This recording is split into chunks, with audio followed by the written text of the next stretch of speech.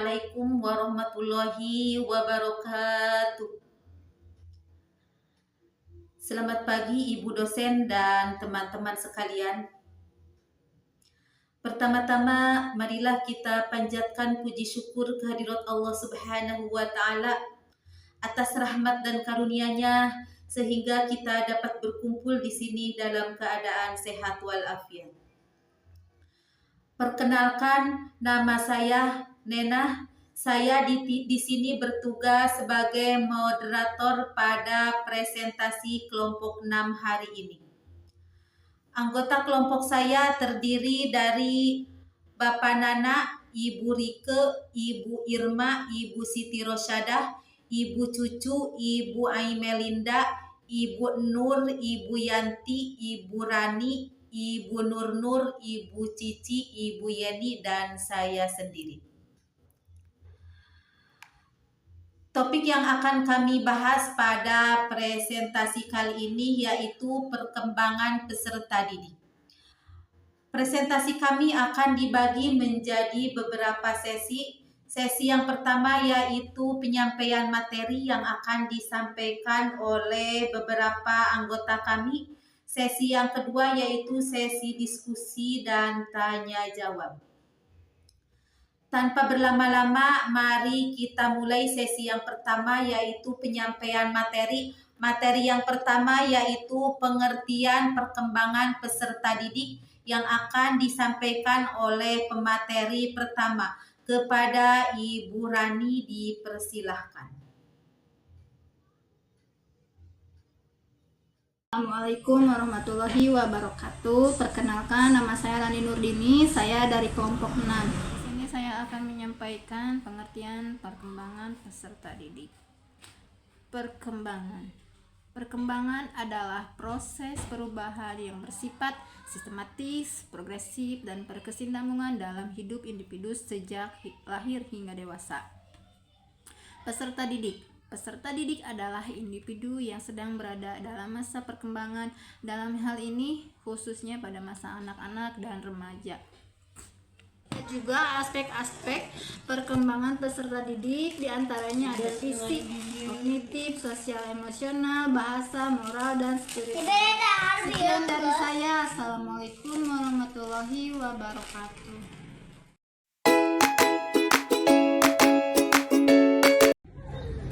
Assalamualaikum warahmatullahi wabarakatuh. Perkenalkan, nama saya Irma Kamila Febriani dari kelompok 6. Saya akan sedikit menjelaskan tentang pentingnya memahami perkembangan peserta didik. Memahami peserta didik dapat membantu pendidik untuk 1. Menyusun strategi pembelajaran yang sesuai dengan tahap perkembangannya. 2. Menyediakan pendampingan dan intervensi yang tepat jika ada hambatan perkembangan. 3. Menghindari kesalahan dalam pemberian beban belajar yang tidak sesuai dengan kapasitas perkembangan anak. Sedikit penjelasan dari saya. Wassalamualaikum warahmatullahi wabarakatuh. Baik, terima kasih kepada Ibu Irma yang telah menyampaikan materi kedua. Kita lanjut dengan materi yang ketiga yaitu perkembangan fisik yang akan disampaikan oleh pemateri ketiga. Kepada Ibu Siti Rosyadah dipersilahkan. Assalamualaikum warahmatullahi wabarakatuh. Perkenalkan, saya Siti Rosyadah dari kelompok 6. Pada kesempatan ini saya akan menyampaikan materi tentang perkembangan fisik peserta didik. Perkembangan fisik peserta didik berkaitan dengan perubahan tubuh dan sistem motorik, yaitu meliputi pertumbuhan tinggi badan, berat badan, serta koordinasi antara motorik halus dan motorik kasar. Selain itu, perkembangan fisik peserta didik sangat penting untuk mendukung aktivitas belajar peserta didik dan keterlibatan peserta didik dalam kegiatan di sekolah. Sekian materi dari saya. Terima kasih. Wassalamualaikum warahmatullahi wabarakatuh. Baik, terima kasih kepada Ibu Siti Rosyadah yang telah menyampaikan materinya. Kita lanjut dengan materi yang keempat yaitu perkembangan kognitif yang akan disampaikan oleh Ibu Cici, kepadanya dipersilahkan. Assalamualaikum warahmatullahi wabarakatuh. Perkenalkan, nama saya Cici Rohweria dari kelompok 6 mahasiswi STIT At-Taqwa Bandung. Perkembangan kognitif. Perkembangan ini adalah kemampuan berpikir, mengingat, memecahkan masalah, dan membuat keputusan. Perkembangan kognitif ini berkembang melalui pengalaman belajar dan interaksi dengan lingkungan. Tahapannya berbeda-beda, seperti diantaranya tahapan sensiomotor, praoperasional, operasional konkret, dan operasional formal. Ya, terima kasih juga untuk Ibu Cici yang telah menyampaikan materinya. Kita lanjut dengan materi selanjutnya, yaitu perkembangan sosial emosional yang akan disampaikan oleh pemateri kelima. Kepada Ibu Nur, kami persilahkan. Bismillahirrahmanirrahim. Perkenalkan, nama saya Nur. Saya akan melanjutkan materi yang telah rekan saya sampaikan tadi, yaitu mengenai aspek-aspek perkembangan peserta didik. Di antaranya adalah perkembangan sosial emosional. Hal ini merupakan kemampuan mengenal dirinya sendiri, mengelola emosional, serta membangun hubungan dengan orang lain. Ini meliputi empati, kerjasama, mengenal diri sendiri, dan keterampilan bersosial. Baik dan tidaknya mengenali diri dan mengatur emosional serta membangun hubungan dengan orang lain akan sangat berpengaruh terhadap suasana kelas dan motivasi belajar. Jika semua peserta didik mampu mengenali dirinya sendiri, mengatur emosional, dan membangun hubungan yang baik dengan orang lain, maka kegiatan belajar mengajar akan berjalan dengan baik dan sukses. Demikian yang bisa saya sampaikan. Terima kasih. Baik, terima kasih juga kepada Ibu Nur yang telah menyampaikan materinya. Kita lanjut dengan materi selanjutnya, yaitu perkembangan bahasa yang akan disampaikan oleh Ibu Aimelinda. Kepadanya dipersilahkan. Assalamualaikum warahmatullahi wabarakatuh. Perkenalkan, nama saya Aimelinda, saya dari kelompok 6. Di sini saya akan menjelaskan perkembangan bahasa, yaitu kemampuan memahami dan menggunakan bahasa lisan maupun tulisan, mencakup aspek fonologi atau bunyi, morfologi atau struktur kata, sintaksis atau struktur kalimat, semantik atau makna, dan pragmatik atau penggunaan bahasa dalam konteks sosial. Berkembang melalui interaksi, membaca, dan pengalaman belajar, merupakan pondasi penting untuk akademik. Itu saja yang saya jelaskan. Wassalamualaikum warahmatullahi wabarakatuh. Iya, terima kasih kepada Ibu Aimelinda yang telah menyampaikan materinya. Kita lanjut dengan materi selanjutnya, yaitu perkembangan moral yang akan disampaikan oleh Ibu Yanti. Kepadanya dipersilahkan. Assalamualaikum warahmatullahi wabarakatuh. Perkenalkan, nama saya Yanti Fatmawati, saya dari kelompok 6. Di sini saya akan membawakan sedikit materi tentang perkembangan moral. Perkembangan moral berkaitan dengan kemampuan individu, membedakan mana yang baik dan juga mana yang salah, serta bertindak sesuai dengan norma sosial dan juga etika. Menurut Lauren Kohlberg, perkembangan moral berlangsung menjadi 3 tingkatan. Yang pertama prekonvensional, yang kedua konvensional, yang ketiga post-konvensional. Yang pertama prekonvensional yaitu yang berdasarkan konsekuensi. Yang kedua konvensional yaitu yang berdasarkan norma sosial. Yang ketiga, pars konvensional, yaitu yang berdasarkan prinsip moral pribadi. Perkembangan moral juga dapat dipengaruhi oleh keluarga, lingkungan, pendidikan, dan pengalaman sosial lainnya. Mungkin itu saja yang bisa saya sampaikan. Wassalamualaikum warahmatullahi wabarakatuh.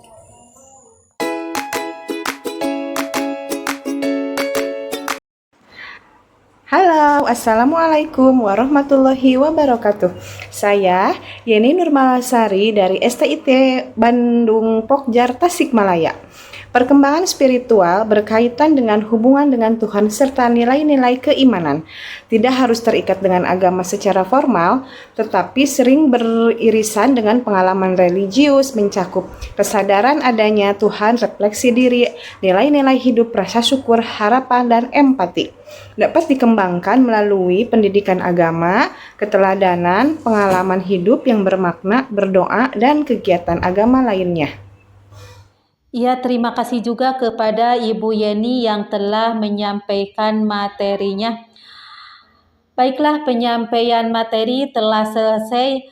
Sebelum kita beranjak ke sesi tanya jawab, marilah kita dengarkan dulu kesimpulan dari keseluruhan materi kita yang akan disampaikan oleh Ibu Rike. Kepadanya dipersilahkan. Baik, saya Rike Indriani. Di sini saya akan memaparkan tentang kesimpulan tentang pembahasan perkembangan peserta didik. Di sini saya akan mengurai 4 poin penting atau 4 poin utama dari pembahasan yang telah kita bahas sebelumnya. Poin pertama yaitu tentang perkembangan peserta didik itu terdiri dari berbagai aspek, yang setiap aspeknya itu punya tingkatan perkembangan secara beda-beda. Nah, mulai dari apa? Mulai dari fisik, kognitif, sosial, emosional, moral, spiritual, dan bahasa.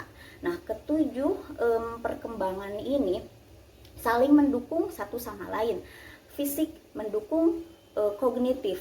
Nah, kognitif itu mendukung bahasa. Jadi semuanya saling berkaitan satu sama lain, sehingga proses perkembangannya, pengoptimalisasian perkembangannya ini harus seimbang di antara satu dengan yang lainnya. Kita tidak bisa karena kita tidak bisa fokus tentang satu atau dua perkembangan saja, namun harus secara keseluruhannya. Yang kedua yaitu setiap peserta didik itu mempunyai perkembangan yang berbeda-beda. Jadi tidak sama satu peserta didik dengan satu peserta didik lainnya dalam hal perkembangan, baik itu fisik maupun kognitif. Misalkan ada anak yang duduknya bersebelahan. Nah, mereka itu mendengarkan penjelasan guru sama-sama dalam waktu yang sama, tapi pemahamannya bisa berbeda. Nah, karena apa? Salah satu faktornya adalah perkembangan setiap siswa itu berbeda. Ada yang didahului dengan kognitif, ada yang lebih pesat di bahasa, tapi sama-sama memiliki satu memiliki keterkaitan antara satu sama lainnya. Nah, yang ketiga itu tentang efek lingkungan yang positif maupun negatif. Itu keduanya sangat berperan penting dalam pertumbuhan perkembangan peserta didik. Nah, lingkungan yang positif ini sangat amat membantu dalam meningkatkan perkembangan peserta didik. Nah, ada 3 faktor lingkungan, yaitu lingkungan di keluarganya, kemudian lingkungan di sosial, dan juga lingkungan di sekolah. Ketiga lingkungan ini mau tidak mau itu harus saling mendukung, gitu kan? Karena misalkan ketika kita berperan sebagai seorang orang tua, gitu kan, kita mengetahui apa yang kita didik, apa yang anak terima mulai A sampai Z. Ketika di rumah kita tahu apa yang diserap anak, apa yang didengar anak, mau itu dari tontonan, mau itu dari perkataan. Nah, tapi seringkali anak ini ketika dia sekolah atau ketika dia keluar rumah bersosial, dia mendapatkan sesuatu hal yang baru yang tidak bisa kita kontrol, apa yang dia serap, apa yang dia terima. Nah, sehingga apa yang dia serap, apa yang dia keluarkan itu tidak bisa kita ketahui secara pasti karena tidak bisa selama 24 jam kita menemani anak-anak. Namun ketika faktor sosial, keluarga dan juga sekolahnya ini, mereka ketiga-tiganya itu lingkungannya positif, maka akan membangun citra baik kepada setiap peserta didik. Begitu. Yang keempat yaitu tentang guru. Tentang poin kita tentang posisi kita sebagai guru maupun orang tua. Nah, di sini ketika kita berprofesi atau kita berperan sebagai guru, maka guru itu tidak hanya mengajar saja di kelas, namun juga bisa menjadi pembimbing perkembangan peserta didik serta bisa juga menjadi fasilitator. Di sini tidak hanya guru saja yang berperan penting terhadap perkembangan peserta didik, namun juga akan sangat lebih maksimal jika kita itu mempunyai kolaborasi yang sama dengan orang tua. Nah, misalkan sekarang peran kita sebagai orang tua. Ketika kita berperan sebagai orang tua, kita tentunya di rumah punya visi misi yang jelas gitu kan. Bagaimana anak ini tumbuh ketika di masa sebelum sekolah, maka carilah sekolah yang sesuai dengan visi misi keluarganya gitu, sehingga tidak bentrok antara apa yang dipelajari di sekolah dengan dipelajari di rumah. Itu akan saling bersambungan, saling menguatkan, saling mempengaruhi satu sama lain. Nah, begitu dari keempat poin itu adalah poin yang dapat menunjang perkembangan peserta didik secara optimal. Baik, itu untuk kesimpulan yang dapat saya sampaikan. Baik, terima kasih juga kepada Ibu Rike yang telah menyampaikan kesimpulan dari seluruh materi kita dengan sangat jelas. Semoga kita semua bisa memahaminya. Sekarang kita memasuki ke sesi tanya jawab. Bagi teman-teman yang ingin bertanya, silahkan angkat tangannya dan sampaikan pertanyaannya. Insya Allah kelompok kami akan berusaha menjawab pertanyaan-pertanyaan dari teman-teman semua. Silahkan angkat tangannya yang mau bertanya. Assalamualaikum warahmatullahi wabarakatuh. Perkenalkan, nama saya Cucu Suryaningsih. Saya izin bertanya ya Pak. Sebagaimana yang telah dipelajari bahwa kecerdasan manusia harus dipupuk sadari dini termasuk kecerdasan spiritual. Sedangkan kita tahu bahwa pada anak usia dini perkembangan yang dominan terlihat ada di perkembangan fisik dan emosionalnya. Di sini saya mau bertanya, bagaimana caranya meningkatkan kecerdasan spiritual baik anak usia dini? Gitu ya Pak, mohon jawabannya. Terima kasih. Assalamualaikum warahmatullahi wabarakatuh. Iya, terima kasih Ibu Cucu yang telah bertanya. Untuk yang akan menjawab, kami silahkan kepada Bapak Nana menjawab pertanyaan dari Ibu Cucu. Assalamualaikum warahmatullahi wabarakatuh. Perkenalkan, nama saya Nana Suryana dari kelompok 6 Sekolah Tinggi Ilmu Tarbiyah Taqwa Bandung. Sedikit ingin memberikan penjelasan atau jawaban tentang pertanyaan yang disampaikan oleh teman mahasiswa. Yang pertanyaannya, bagaimana cara meningkatkan kecerdasan spiritual anak. Jadi ada beberapa hal yang bisa kita lakukan. Di antaranya yang pertama, kita memberikan teladan yang baik kepada anak. Nah, dalam hal ini tidak bisa hanya dilakukan oleh gurunya. Jadi hal tersebut bisa dilakukan oleh guru dan orang dewasa, terutama orang-orang yang berada di sekitar anak tersebut. Jadi harus mencerminkan nilai-nilai spiritual. Contoh seperti tentang bagaimana bersikap jujur, bagaimana bersikap sabar, bagaimana memperlihatkan cara mengasihi, kasih sayang, termasuk bagaimana cara punya kepedulian terhadap sesama. Jadi hal itu harus diperlihatkan oleh orang-orang yang ada di sekitaran anak tersebut. Itu satu hal. Yang kedua, guru bisa mengintegrasikan nilai-nilai spiritual itu dalam pembelajaran. Hal ini juga bisa dilakukan oleh guru. Ini khusus di sekolah nih, di lembaga pendidikan. Masukkan nilai-nilai spiritual dalam semua mata pelajaran, bukan hanya pelajaran agama saja. Jadi hal tersebut misalkan ada pelajaran yang tidak berbasis keagamaan. Jadi tetap apapun pelajarannya, nilai-nilai agama itu harus disampaikan oleh gurunya, dan guru harus bisa memahami hal itu. Contoh, misalkan dalam pelajaran sains misalkan, kita bisa bahas tentang keajaiban ciptaan Allah, misalkan menciptakan langit, menciptakan bumi, siapa yang menciptakannya, sampaikan bahwa itu Allah yang menciptakan, dalilnya ini, hadisnya ini, jadi disampaikan kepada anak. Misalkan juga bagaimana Allah menciptakan matahari, bagaimana Allah menciptakan bulan, bahkan nanti di akhir zaman itu ada yang disebut kiamat, sampaikan. Jadi materi-materi itu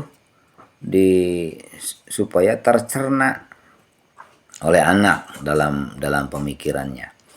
Jadi ajarkan nilai-nilai empati melalui cerita-cerita lah, begitu. Misalkan seperti di zaman Nabi A, kisahnya seperti ini, sampaikan kepada anak. Yang ketiga diantaranya rutin mengadakan kegiatan keagamaan. Ketika anak masuk sekolah, ini sudah terbiasa sebetulnya dilakukan, apalagi di sekolah-sekolah yang kayak PAUD, TVK, TKK, dan lain sebagainya. Bahkan sekarang ada yang disebut PAUDku begitu. Jadi tanamkan hal-hal kegiatan yang bersifat keagamaan, kayak doa sebelum belajar, kita pandu anak, arahkan anak doa bersama. Waktu mulai siang kita lakukan juga kayak sholat duha, tadarusan, sholat berjamaah.